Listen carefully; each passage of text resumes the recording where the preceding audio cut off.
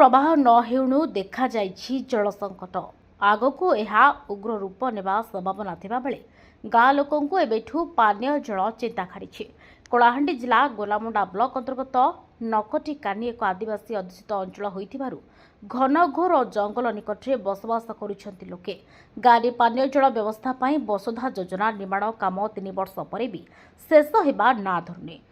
কিছুটা অসুবিধা পেন কে যে অসুবিধা হইছে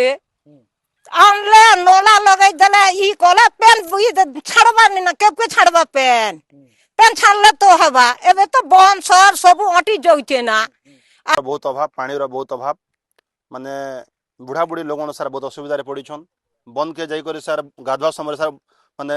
उल्टे जाकर सार मरबार उपर बेलनी जनता होचन आ संपूर्ण भाव सार मैं सरकार के अनुरोध करबी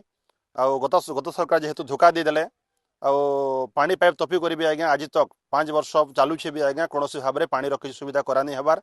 आबार गुंता कहूचु सरकार के हमें कहूचु